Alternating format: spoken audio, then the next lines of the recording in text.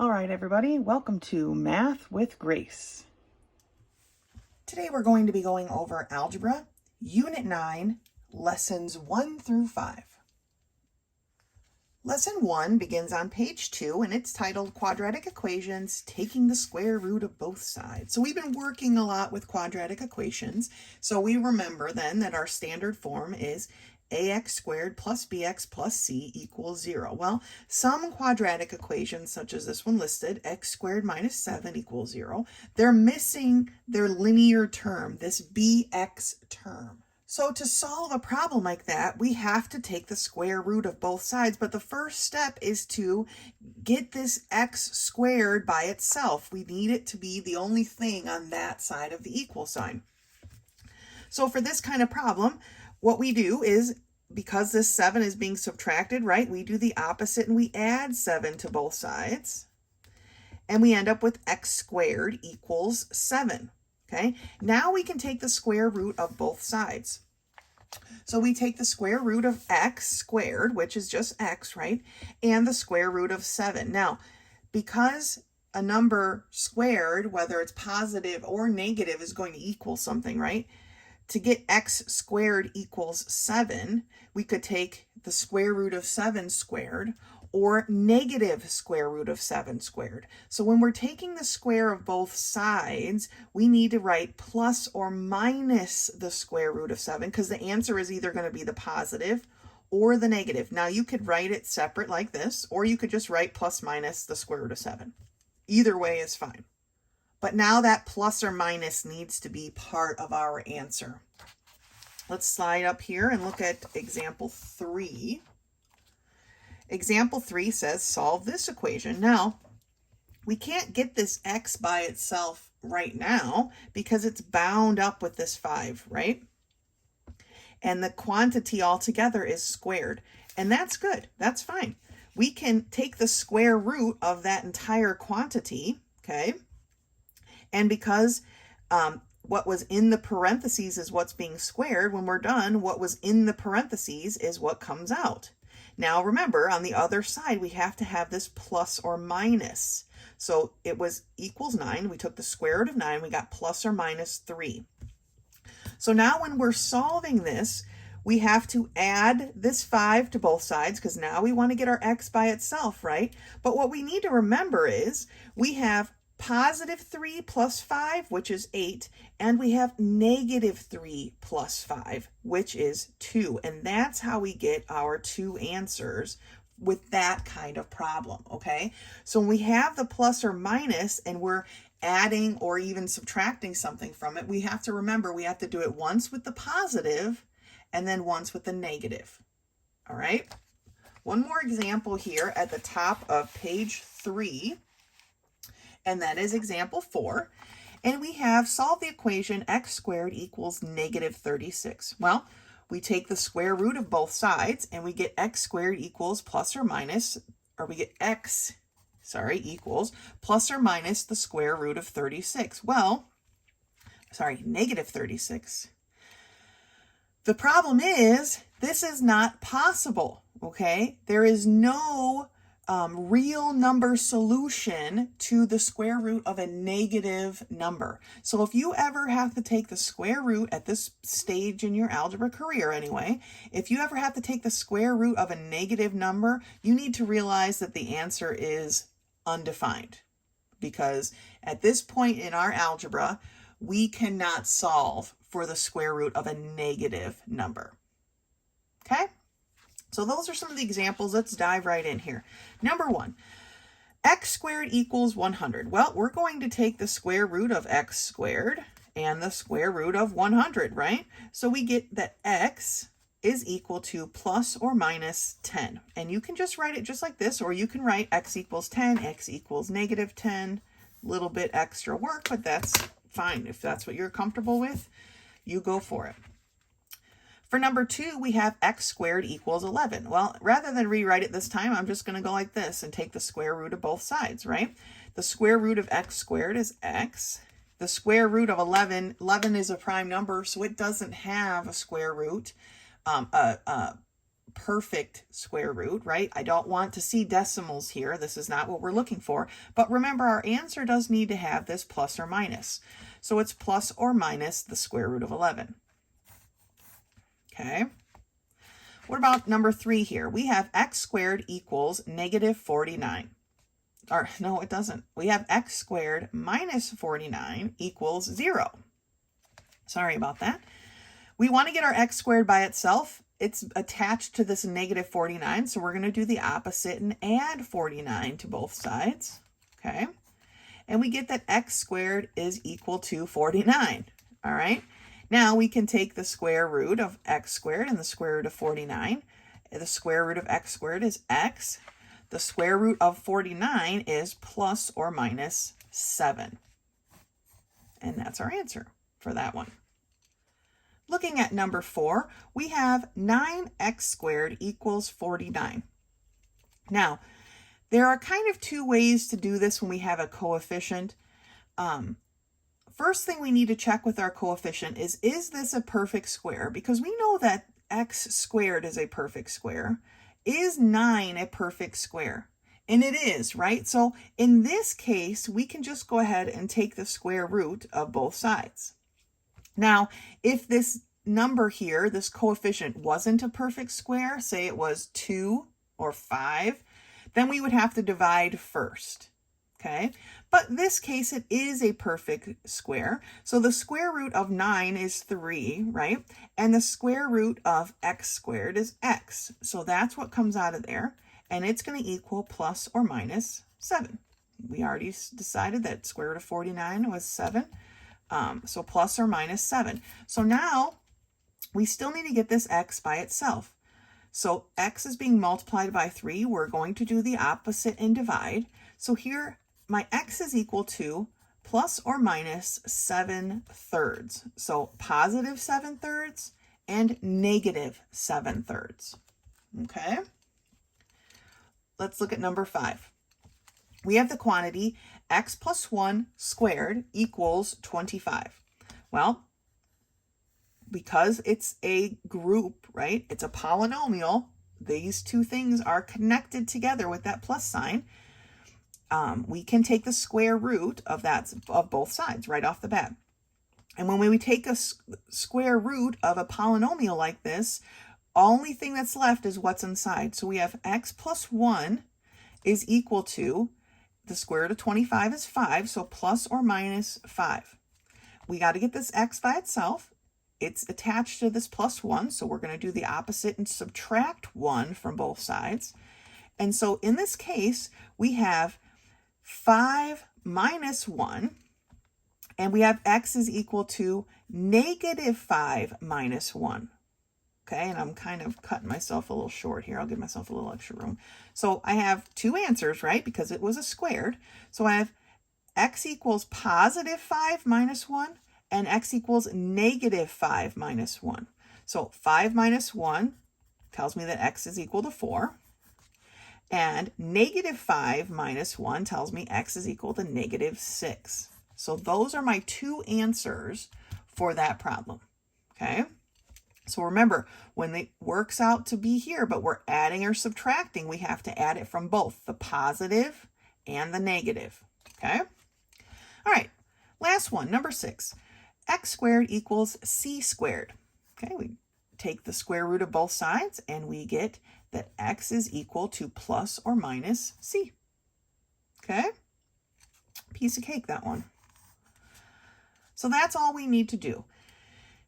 If the x squared is joined with something on its side of the equal sign, first thing we have to do is move it to the other side of the equal sign. Once our x is alone, we can take the square root of both sides.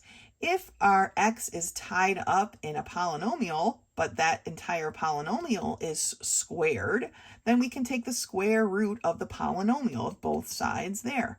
And what pops out is what was inside the polynomial. All right? That's lesson 1. Lesson 2 begins on page 7, and it's entitled Dividing Radicals. Now, the quotient rule for radicals states that when a radicand is a fraction, it can be rewritten as the square root of the numerator and the square root of the denominator, so separated. If we have the square root of a fraction, we can rewrite it with that square root of the numerator and the square root of the denominator separately. And this allows us to solve or simplify a lot easier. So looking at example 1, we have the square root of 16 over 9. Well, if we break that up to the square root of 16 over the square root of 9, we can solve because we know the square root of 16 is 4 and the square root of 9 is 3. So we have 4/3. Example 2 is the square root of 3x to the third power over 25. Again, we're going to split that up and we get the square root of 3x to the third over the square root of 25. Now, 3x to the third is not a perfect square, but we can pull out 1x, and that leaves us with x times the square root of 3x. But 25 that was in our denominator is a perfect square, and so it becomes a 5. So that allowed us, by splitting that apart, it allowed us to simplify. Continuing on here, we've got 2 more examples to look at. There's quite a lot of different rules for dividing radicals, and we need to make sure we know kind of basics what we're dealing with here. So this rule that we just talked about splitting up our square roots, can actually work in reverse. Sometimes we want to join them back together as a fraction underneath the radical sign so that we can simplify. Because if we look at example 3, the square root of 98 divided by the square root of 2, neither one of those things can be easily simplified, right? But if we combine them back underneath one radical sign, we can actually divide 98 by 2 because 98 is an even number and 2 is, right, he's the breaker of even numbers. And then we end up with the square root of 49. Well, we know the square root of 49 is 7. So in this case, we combined it back under one radical sign to simplify and then solve. Here we broke it apart to simplify, right? Here we combined it back together.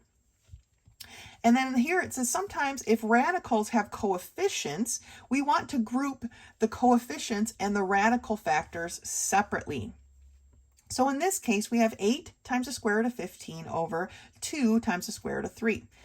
So what we want to do is separate the coefficients. So we have 8 divided by 2. And then we can simplify in whatever way necessary our radicals. In this case, they combined them under one radical sign. 15 divided by 3 is 5. 8 divided by 2 is 4. So we end up with 4 times the square root of 5. Okay, so coefficients get grouped together, radicals get grouped together, and then simplified and solved. All right, let's turn the page. At the top of page 8, it says, simplifying some expressions require distributing the division to each term in the numerator. And basically what that means is if we have the square root of 48 minus the square root of 27 over the square root of 3, we kind of added these or subtracted these two fractions from each other, right? Using a common denominator. Well, we kind of want to break it apart so that we're back to, instead of having one full messy fraction, we break it apart into 2 smaller fractions, okay? Then they combined both parts under one radical sign each. So now we have the square root of 48 over 3 minus the square root of 27 over 3. Divided, okay? We got the square root of 16 minus the square root of 9. Then the square root of 16 is 4. The square root of 9 is 3. So 4 minus 3 is 1. All right, so they were able to break apart, they say distributing the division, but basically they were breaking apart that big fraction into 2 smaller fractions, okay? And then simplifying and solve. Which can also be done when we're we're working with variables, okay? So the square root of 32m minus the square root of 6m to the third all over the square root of 2m can be split into 2 smaller fractions, each one then combined under one radical sign and simplified. And then we solve and we get our answer, okay? So let's work through these problems together and see how we do. For number 1, we have the square root of 121 over 49. So we're going to break this one up into the square root of 121 over the square root of 49. Okay? The square root of 121 is 11, and the square root of 49 is 7. So our answer is 11 over 7. All right? So in this case, we broke it up to simplify. For number 2, we have the square root of 3 over 25. Okay, again, we're going to break this apart. So we have the square root of 3 over the square root of 25. The square root of 3 we can't do anything with, but the square root of 25 is 5. So we end up with the square root of 3 over 5. For number 3, we have the square root of 243 over the square root of 3. Now, the hint is if it's like this, you're probably going to have to separate them. If it's like this, you're probably going to have to join them. Okay, that's kind of the hint that you're given here. So we want to change this to a big square root of a fraction, which is 243 divided by 3. Okay, and then we're going to work that out on our calculator. So 243 divided by 3 is 81. So now we're left with the square root of 81. And the square root of 81 is 9. All right. So we put these together under one radical sign so that we could divide and reduce this, and then we could solve. So now let's take a look at number 4. 4 times the square root of 21 over the square root of 3. Okay. So our 4 is going to come kind of separate. And now we're going to be multiplying that by a big radical of 21 divided by 3. Well, 21 divided by 3 is 7, right? So we're left with 4 times the square root of 7. And that's our answer. Okay, we can't simplify it any farther than that. What about number 5? We have 3 times the square root of m to the third over square root of m. So again, we're going to pull our 3 separate, and then we're going to combine the rest under one radical. So we have m to the third divided by m, right? So when this m comes up, because the 3 is bigger, we have now, it's going to cross the line and change its sign. So we have m to the 3 minus 1. And I'm just going to write my answer here, 3 times square root of m to the 3 minus 1, which is m squared, right? Or m to the 2. 3 minus 1 is 2. So this can be simplified even farther, right? Because the square root of m squared is m. So we end up with 3m as our answer, right? So sometimes we have to simplify one part separate from the coefficients, and that's fine. That's what we want to do. Separate our radical, or separate our coefficients from our radicals, all right? So for this problem number 6, we have 6 times the square root of 18 over 2 times the square root of 2. So it ended up with 6 over 2 times, and I'm going to combine these under one big radical, the square root of 18 divided by 12. Or not divided by 12, divided by 2. Divided by 2. Right? So 6 divided by 2 is 3. So I'm going to go ahead and write my 3 right here. And I'm just going to put a little dot for right now. And 8, the square root of 18 divided by 2 is going to now be the square root of 9, right? And what is the square root of 9? Well, the square root of 9 is 3. So now I ended up with a 3 from our coefficients and times a 3 from our radical. 3 times 3 is 9. So we have to be careful with these. When we're able to pull a number out of our radical, we need to make sure we're still multiplying that times whatever our coefficient is. All right? And that's why I wrote the 3 here with a dot from our coefficients, then times the 3 here from our square root of 9. And that gave us the answer of 9. Number 7, 2 times the square root of 7 divided by the square root of 28. Okay, well, we've got 2 times, right? And we're going to make a big radical, and we have 7 over 28. Well, what is 7 over 28?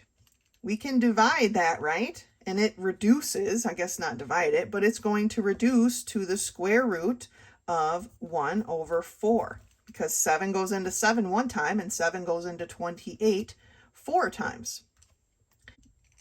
So let's not forget our 2 here, and the square root of 1 is 1, and the square root of 4 is 2, right? If we broke this back up to the square root of 1 over the square root of 4. So now we have 2 times 1 over 2. Well, 2 times 1/2 is just 1, right? These 2's reduce, and we end up with just 1 over 1. So our answer is actually 1. Okay, let's take a look at number 8.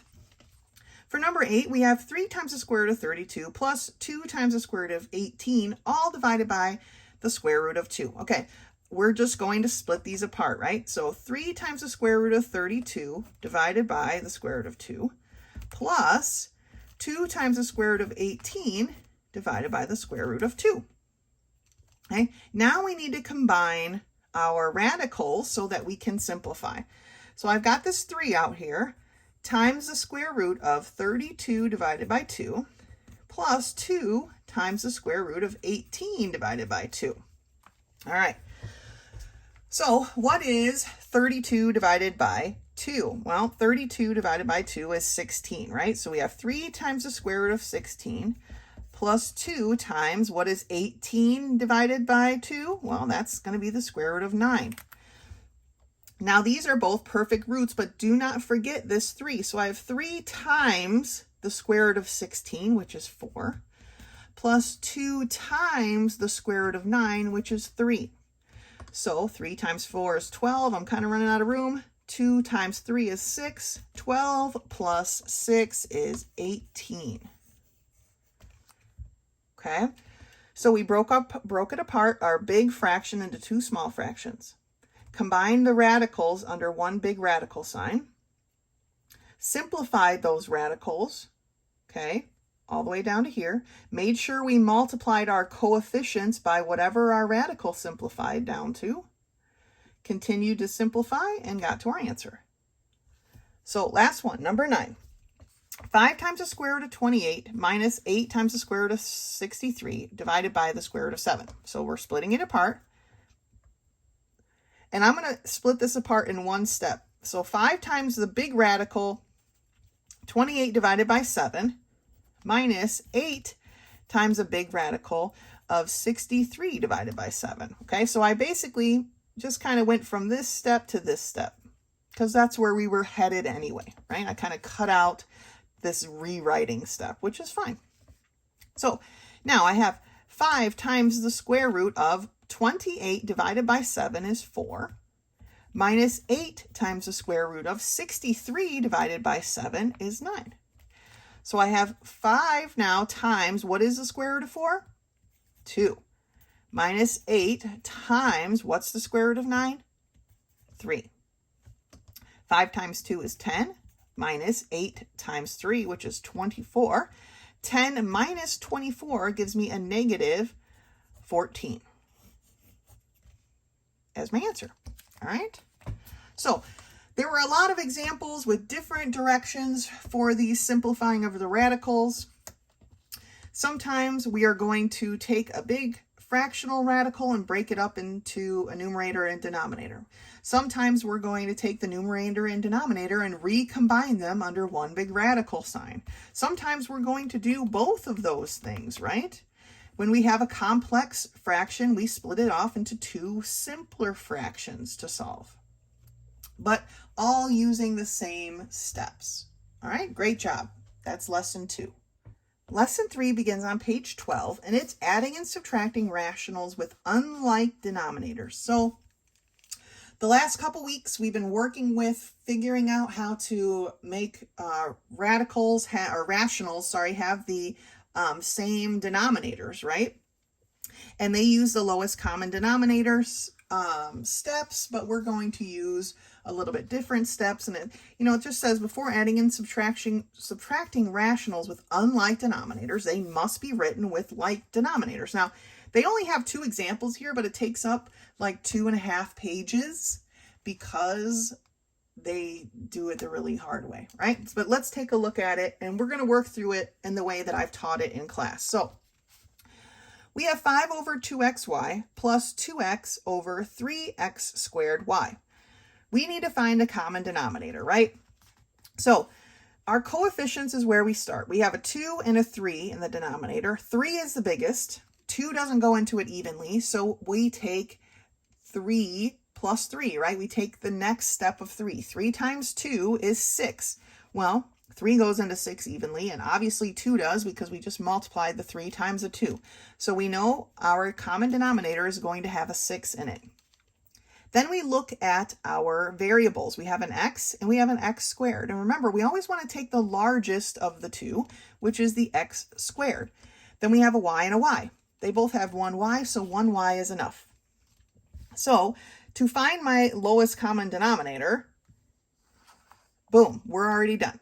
Okay, this is what it is. Now, what we need to decide is what we need to multiply both terms by, each one separately, to get it to have a denominator of 6x squared y. So the first term is 5 over 2xy. So what do I need to multiply 2xy by to get it to be a 6x squared y? Well, to get the 2 to be a 6, I need to multiply it by 3, right? To get my x to be an x squared, I need one more x, and my y is already a y, so I don't need to do that. So I'm multiplying this term then by 3x. So I get 5 times 3x gives me 15x, and 3x times 2xy, we already decided was going to be 6x squared y. So there's the first term, okay, which they did way over here with this common denominator, right? Now the second term, 2x over 3x squared y. And what do I need to multiply it by to be this 6x squared y? So 3 times 2, right? It already has an x squared and it already has a y, so I don't need either one of those. So I need to multiply it by 2. 2x times 2 gives me a 4x.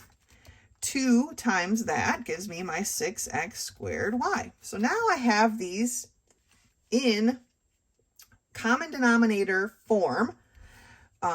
Here is where they solve for this, and then back up here is where we have them in their common denominator. So we have the 15x over 6x squared y and plus 4x over 6x squared y. Now we just need to add it, okay? 15x plus 4x is 19x over 6x squared y. Okay, the rational expressions have been added. Now, they have not been simplified, and I'm not really sure why the book isn't requiring you to simplify it, because it technically could be simplified. But we'll just hold off of there for now. If all they want you to do is add them, then I guess we don't need to simplify, okay? Now, example 2 starts on this page here, page 13, but it goes on to the next page, which is crazy. But we have 3 over x squared minus 5x plus 4 plus 1 over x squared minus 9x plus 20. Obviously, our first step here is going to be to factor these, right? We have to be able to start recognizing these. X squared, so we're going to have an x and an x. What factors of 4, which is a positive, but here I have a negative, so it tells me that both of these are going to be negative. So what factors of 4 add together to give me 5? Well, it's a 1 and a 4, right? Negative 1 times negative 4 gives me a positive 4. Negative 1 minus 4 gives me a negative 5. Okay, the next denominator. I have an x squared, so we can just drop that. I have a positive here and negative here, so that tells me these are both negative. So what factors of 20 add together to give me 9? Well, that's going to be 4 and 5, right? Negative 4 times negative 5 give me a positive 20. Negative 4 minus 5 gives me a negative 9. All right, so now I have everything factored. I'm ready to figure out my lowest common denominator, and I'm going to start on the left and just work my way over. Here I have an x minus 1. I don't here, but it doesn't matter. I need to have an x minus 1. Here I have an x minus 4. They both do, so 1 is sufficient, x minus 4. And then I have an x minus 5, which I need. So my lowest common denominator has to have all of these things. And I usually, when I'm working, I put it in brackets like this, so it stands out to me as to what I need. Now, figuring out how to rewrite these, we want to start with the first one. The first one was 3, right, over x minus 1, x minus 4. So of the lowest common denominator, it's only missing this x minus 5. So that's what I'm going to multiply this by. Okay, so that gives me 3 times x minus 5 all over this whole thing. X minus 1, x minus 4, x minus 5. Oh, squeeze it in there. And then the second one was 1 over x minus 4, x minus 5, right? The only thing it's missing is the x minus 1. So that's what we're going to multiply it by. So we have 1 times x minus 1, which is just x minus 1, over x minus 1, x minus 4, x minus 5, right? So now we have both of them written with a common denominator. Let's turn the page because that's where they actually solve the rest of this. All right, so here is where we were, right? We had just done this in far less space than they took to do it, right? But to actually add these together, we have to distribute this 3. So 3 times x and 3 times negative 5 gives me a 3x minus 15, okay? Plus this x minus 1. So 3x plus x gives me 4x. Negative 15 plus a negative 1 gives me negative 16. All right. Now, in this case, they are actually simplifying it, which I'm not sure why they didn't do it before, in the example before this, that could have been simplified. Because, of course, my 4x minus 16 can be factored, right? They have a factor in common, and that is 4. So they pull the 4 out, and they're left with 4 times x minus 4. Well, we have an x minus 4 in both the numerator and the denominator, so they were canceled. And then our final answer, totally simplified, is 4 over x minus 1, x minus 5. So even though in example 1 they didn't simplify it all the way, I really want you guys to make sure you're simplifying your work all the way down to the final answer. So let's work through these together here. Number 1, 2 over 3x plus 5 over 4x squared. So our first step is to find our lowest common denominator. Like I said, I like to put it in brackets. We have a 3 and a 4 in the denominator. 4 is larger. 3 doesn't go into 4 evenly, so we double the 4. That into an 8, right? Well, 3 doesn't go into 8 evenly, so we triple our 4. 4 times 3 is 12. 4 goes into 12 evenly. 3 goes into 12 evenly, so it's the coefficient of our lowest common denominator. Now we look at our variables. We have an x and an x squared. We always want to take the larger, so that's the x squared. So our lowest common denominator is 12x squared. So now we need to decide what we need to multiply each part by, each term, to get it to have a denominator like that. So I have 2 over 3x. How am I going to get that 3x to look like a 12x squared? Well, 3 times 4 gives me 12, and x times x gives me an x squared, right? So I need to multiply this by a 4x. So 2 times 4x gives me an 8x, and 3x times 4x gives me a 12x squared. All right, so see how we got that set up? All right, so then I have my 5 over 4x squared. What do I need to multiply 4x squared by to get it to be a 12x? Well, I only need to multiply it by 3, right? Because my x squared is already matching. So 5 times 3 is 15. 4x squared times 3 is 12x squared. So now I have 8x over 12x squared plus 15, oh my gosh, over 12x squared. So plus 15 over 12x squared. Okay, I know I'm kind of combining these together. They don't give us a whole bunch of room. You may need to use scratch paper. I might need to use scratch paper on this next one. Please, if you're using scratch paper on your quizzes and tests, please include that when you turn in your work so that I can look over what you've done. So now I have 8x plus 15 all over 12x squared. Now, some of you have still been trying to cancel and reduce, but we cannot do that here. Okay, this 8x and the 15 are bound together by that plus sign. So we cannot reduce this 15 and 12 because they both have a 3 in common. We can't reduce this 8 and 12 because they both have a 2 in common. That 8x and that 15 are bound together. It's either all or nothing, okay? You could put parentheses around it if it makes it clear to you that they are tied together and cannot be separated to reduce individually. And because 8 and 15 don't have anything in common, we can't reduce this any farther, and that is our answer. All right, for number 2, I am going to use a piece of scratch paper, so let me grab that real quick. So for number 2, I have 4z over 7x squared y to the third plus 5y over 3x to the third yz. First step, like always, finding my lowest common denominator. I have a 7 and a 3. We always want to start with the coefficient.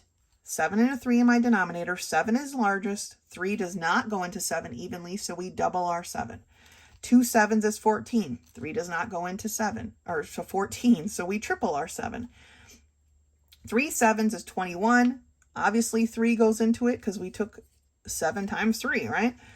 21 is then part of our lowest common denominator. Now we look at our variables. Here we have an x squared, but here we have an x to the third. We always want the largest, so the x to the third is the one we take. Then I have a y to the third here and a y, so we want that y to the third. And then I have a z in this one, so I need that z. So now we need to set up each term with that lowest common denominator. So I have 4z over 7x squared y to the third. What do I need to multiply that by to get it to be this common denominator, right? Well, 7 times 3 was the 21. I have an x squared. To get it to be an x to the third, I need one more x. I have a y to the third, which matches that y to the third, so we're good. But I need that z, right? It doesn't have a z. I need one. So that tells me that my first term, we're going to multiply by 3xz. So 4 times 3 is 12. X. Z times z is z squared all over 7x squared y. No, not 7x squared y to the third. All over our common denominator. Yeesh. 21 x to the third y to the third z. All right, that's the first term. Second term. 5y over 3x to the third yz. What are we multiplying it by? Well, to get our 3 to be a 21, we need to multiply it by 7. Our x to the third is already there. We only have one y though. So y, to get it to be a y to the third, we need 2 more, y squared. And then our z is good, so we're good. We need to multiply this term then by 7y squared. 5 times 7 is 35. Y times y squared gives me a y to the third all over 21 x to the third y to the third z. So now we can put them back into our equation. Remember, when you're doing this, and if we have a subtraction, which I'm sure, yeah, we do right here, number 4, you put them back in the same order. So the first term was this, 12xz squared over 21 x to the third y to the third z, right? Plus 35y to the third all over 21 x to the third y to the third z. Okay? Now I can add them together. So I get 12xz squared plus 35y to the third all over 21 x to the third y to the third z. Now we need to look at this carefully and decide, do these have terms in common? Can we simplify this any farther than it's already been simplified? Is there something we can pull out? Obviously not, they don't have like variables, so it would just be a coefficient. Do 12 and 35 have a common factor? And the answer is no, right? 3 goes into 12, but it doesn't go into 35. Yeah, no. So this is our final answer. That's as far as we can get when we simplify this, okay? But we do need to check. When we get to this step, you've got to check, can this be factored and simplified any farther? And in this case, it cannot, okay? So let's look at number 3. For number 3, we have x over 2x plus, or minus 1, sorry, plus 3 over 4x. Now, what is our lowest common denominator? Well, here's the issue. Remember, this 2x minus 1 is bound to itself. They are bound together and cannot be separated. So we cannot look at this 4x and be like, oh, well, 2 goes into 4 evenly, so whatever. It doesn't work that way. This 2x minus 1, they're bound together. They are a group. Okay, so what coefficient? Well, the 4 is the coefficient. It's the only one, so it has to be there. And actually, this x is kind of a coefficient as well. And now we have our bound together group, 2x minus 1. So that ends up being all together our lowest common denominator. We need each part, okay? We need this 4x. We need this bound together 2x minus 1. So now, looking at each term, we have x over 2x minus 1. And seriously, if those parentheses help you understand that that's bound together, then please use them. So what do I need to multiply this by to have it have this lowest common denominator? Well, it already has the 2x minus 1, so that's out. We just need that 4x. X times 4x is 4x squared. So now we have 4x squared over 4x times 2x minus 1. And then the second term is 3 over 4x. And we need to multiply it, since it has the 4x already, we need to multiply it by 2x minus 1. So we get 3 times 2x minus 1 over 4x times 2x minus 1. All right, now we can combine them back into the equation.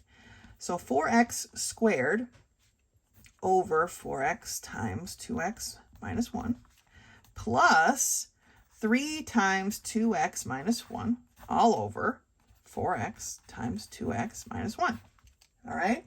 I'm going to slide my book up a little bit here so I make sure we can see what we're doing. Now they can be combined under one denominator.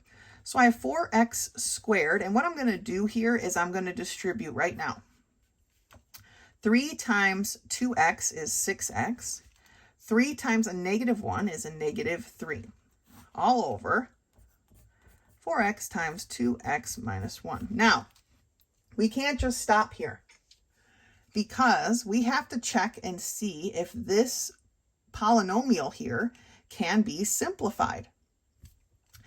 To do that, we need to decide what our factors are, what our factors would be. The easiest way to do that, because this 4x makes it kind of hard, is we're going to take the first coefficient by the last coefficient, right? So 4 times a negative 3 gives me a negative 12. What factors of negative 12 would go together and give me a positive 6? Okay, so not 1 and 12, right? 2 and 6, I couldn't have a positive 6 and a negative 2 wouldn't give me a positive 6. What about 3 and 4? Okay, I'd have to have one positive and one negative. And that's not going to give me a positive 6. I don't see any others. So because we can't find any factors that would create this problem is simplified as far as it goes. Not all polynomials are factorable, and this one is not. So that ends up being our answer for number 3. For number 4, we have 5x over 7xy minus y over 2x squared. So just like before, what is our lowest common denominator? We have a 7 and a 2 in the denominator. 7 is larger. 2 does not go into 7 evenly. So 2 7s is 14. And of course, they both go into that evenly. So 14 is the coefficient of our common denominator. Looking at our variables, we have x and x squared. So of course, we want the x squared, the larger of the two. And then we have a y. So our common denominator is 14x squared y. So now we need to fit up our terms with that denominator. So we start with our 5x over 7xy. And what do we need to multiply it to be a 14x squared y? Well, to get my 7 to be a 14, I need to multiply it by 2. To get my x to be an x squared, I need to multiply it by x, and my y is already there. So I'm going to multiply the first term by 2x. 5x times 2x is 10x squared over 14x squared y. Now the second term is y over 2x squared. So what am I going to multiply my 2x squared by to get it to be a 14x squared y? Well, I need to multiply it by 7 to get the 14. The x squared is already there, but I need to add the y. So I have y times 7y, which gives me a 7y squared over 14x squared y. Now I need to put them back into the equation. I need to watch out because this is a subtraction problem. So I need to make sure I write them in the correct order, including the subtraction. So I have 10x squared over 14x squared y minus 7y squared over 14x squared y. So I end up with 10x squared minus 7y squared over 14x squared y. Is there something we can factor out of here? Well, 10 and 7 don't have any factors in common, and x and y obviously don't either. So no, there is nothing we can factor out of there, and that ends up being our answer there for number 4. Looking at number 5, we have 4 over x squared minus 5x plus 6 minus, and I'm going to circle my subtraction so I don't forget it, 5 over x squared minus 4x plus 4. The first step thing we have to do here is to locate our common denominator, but we also need to do that, we need to factor, right? So let's see what these factor into. X squared, we know, so we have an x and an x. I have a negative or a positive here, but a negative here. So the only way to do that is if I have two negatives. So what factors of 6 are going to add together to give me a 5? That's going to be a 3 and a 2, right? Negative 3 times negative 2 gives me a positive 6. Negative 3 minus 2 gives me a negative 5. For the second term, I can split my x. I have a positive here, and again, I've got negatives, so these are both negatives. So what numbers or what factors of 4 add up to give me 4? Well, that's 2 and 2, right? Negative 2 times negative 2 gives me a positive 4. Negative 2 minus 2 gives me a negative 4. So what is my lowest common denominator? Starting from left to right, I've got an x minus 3. And then I have an x minus 2. But here I have 2x minus 2's.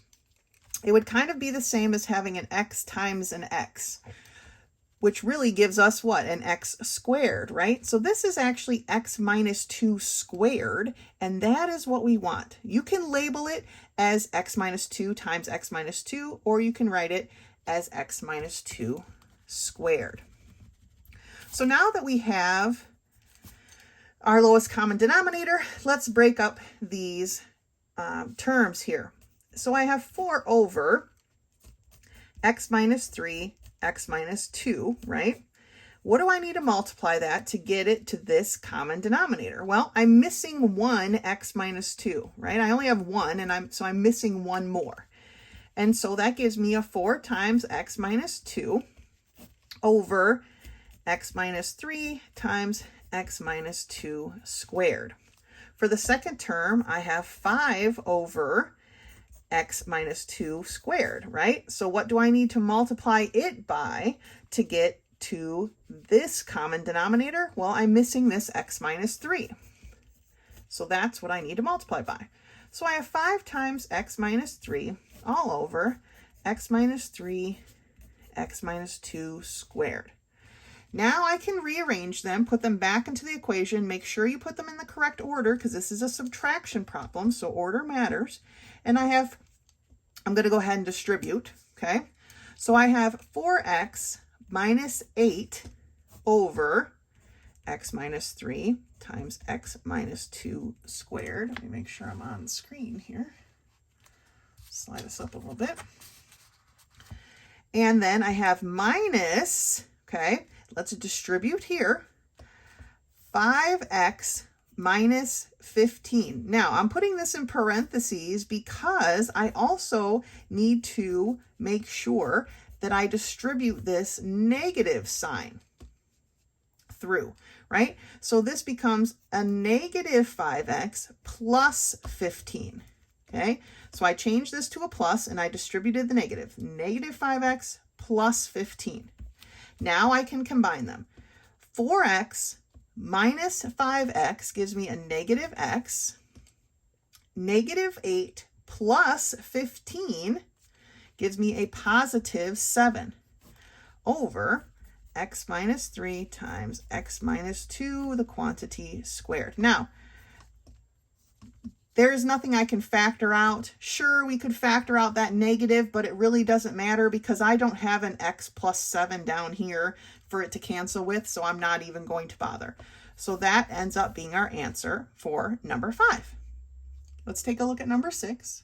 For number 6, I have x plus 5 over x plus 4 over 3x squared. So looking at our coefficients, I have a 3 and basically a 1, right? So the 3 is enough for my lowest common denominator. And then I have an x and an x squared. So I want that x squared.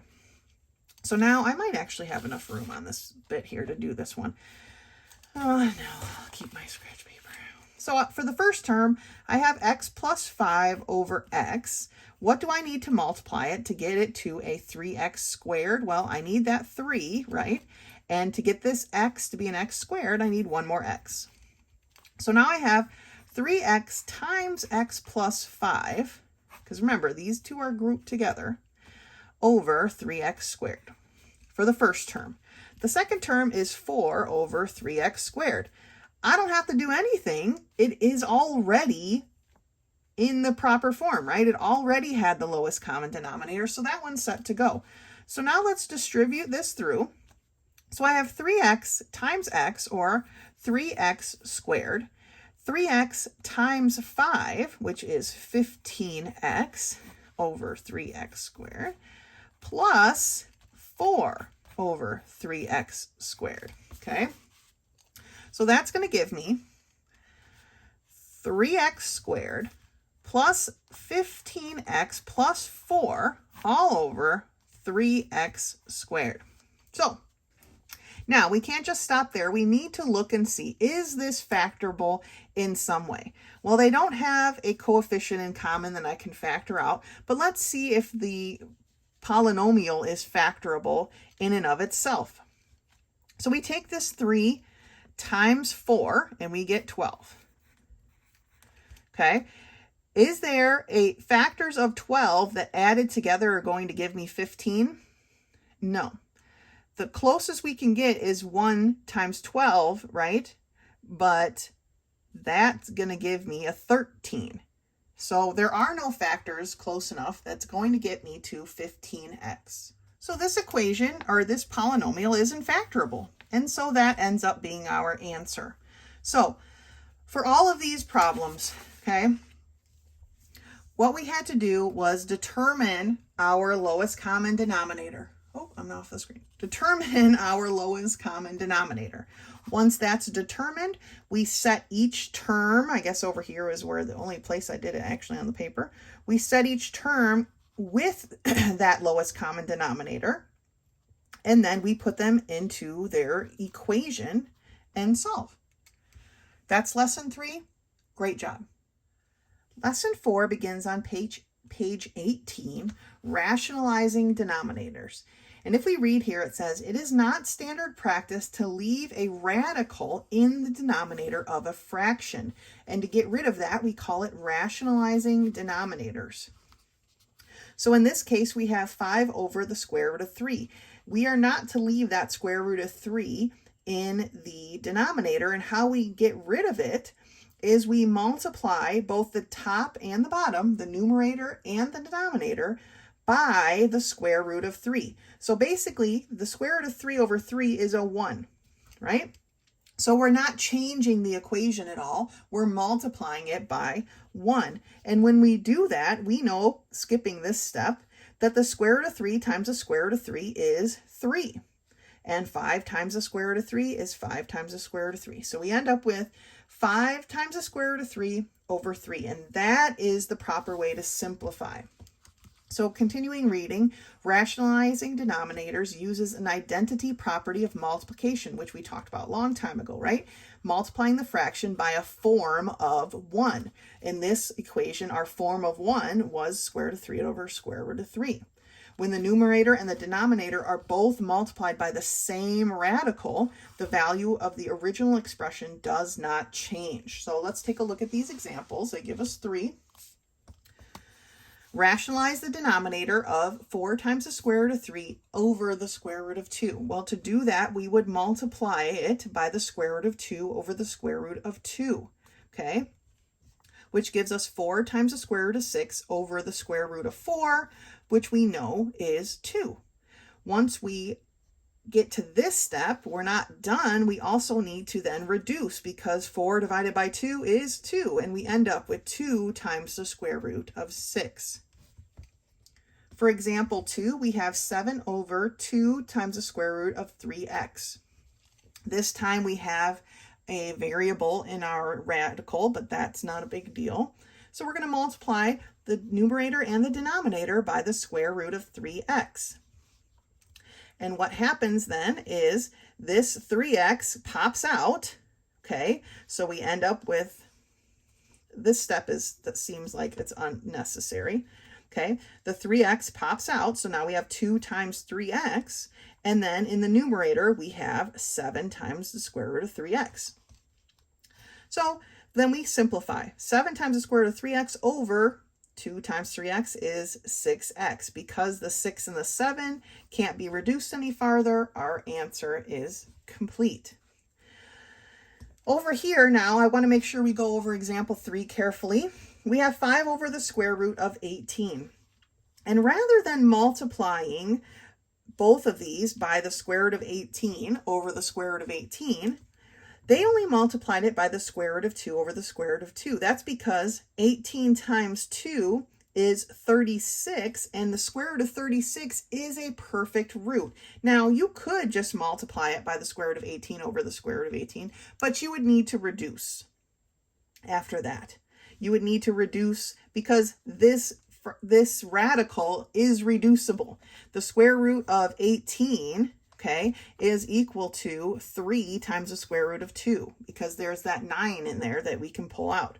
So basically, you could reduce it first and then multiply by the square root of 2 over the square root of 2. But what they did was they just multiplied it by the square root of 2 over square root of 2 and got the square root of 36 because it is a perfect root. And then they were able to simplify. So sometimes it doesn't, we don't have to multiply it by itself. We can multiply it by something that will take it up a notch to that perfect root. Okay, well, let's take a look at some of these problems and see if we run into another one like that. For number 1, we have 4 over the square root of 5. So for here, we're going to multiply it by the square root of 5 over the square root of 5, okay? So in the numerator, we have 4 times the square root of 5. And in the denominator, we have the square root of 5 times the square root of 5, which we know is 5. 4 and 5 can't be reduced with each other, so that is our answer. For number 2, we've got the 26 over the square root of 2. So here we're just going to be multiplying by the square root of 2 over the square root of 2. 26 times the square root of 2 is just that. The square root of 2 times the square root of 2 is 2. But now we can reduce because 26 and 2 are both even numbers. And so 2 goes into 26 13 times. And so our final answer then will be 13 times the square root of 2. Now, for number 3, here is what we were talking about here in example 3, right? The square root of 8 can technically be reduced down to 2 times the square root of 2. So really, we only need to multiply by the square root of 2. So square root of 2 over the square root of 2. And what that's going to do is it's going to get me to 3 times the square root of 2 over the square root of 16, right? And 16 is a perfect square. So we have 3 times the square root of 2 over 4. And that is our final answer. Now, if you reduced it first and then multiply by your square root of 2, you would have 2 times 2, right? Or 4. The answer would be the same, whether you reduced it first or you just went ahead and multiplied it out. We didn't want to multiply by the square root of 8 because that would just make a lot more reducing that we would have to do further in. So all we did was bump it up to the next perfect root, which was 16. Number 4, 5 times the square root of 3 over the square root of 7. 7's a prime number, so we are going to have to just multiply by the square root of 7 over the square root of 7.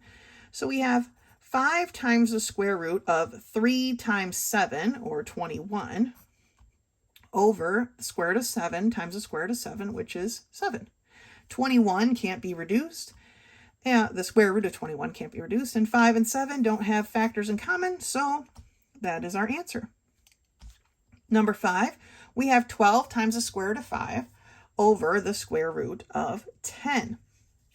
Now we're trying to get just to the nearest perfect root, but unfortunately that nearest perfect root is literally the square root of 10 times over the square root of 10. So we end up with 12 times the square root of 5 times 10, or 50, over the square root of 10 times the square root of 10, which is 10. Now, the square root of 50 is reducible. So I'm going to rewrite it over here. I'm going to end up with 12 times the square root of 25 times 2, right? All over 10. Now, for the next step here, we know that the square root of 25 is 5. So we have 12 times 5 times the square root of 2. Don't forget that this guy gets left behind, over 10. Now we can reduce here, right? Before we even multiply, 5 goes into 5 one time, and 5 goes into 10 2 times. But 2 also goes into 12. So 2 goes into 2 one time, and 2 goes into 12 6 times. So what we end up with at the very end of reducing everything is 6 times the square root of 2. And that's our answer. The denominator, it became a 1, so we don't need to include it any longer. All right? Looking at number 6, we have 7 over the square root of 50. Now, I don't want to multiply this one by the square root of 50 over the square root of 50. That's too much. But what can we multiply it by to get this to a perfect root? Well, we're going to multiply it by the square root of 2 over the square root of 2, because that will give us 7 times the square root of 2 over the square root of 100, right? 50 times 2 is 100. We know the square root of that. So we have 7 times the square root of 2 over 100 is a perfect root, and that's a 10. 7 and 10 cannot be reduced with each other, so it is our final answer. So this is what I meant with example 3.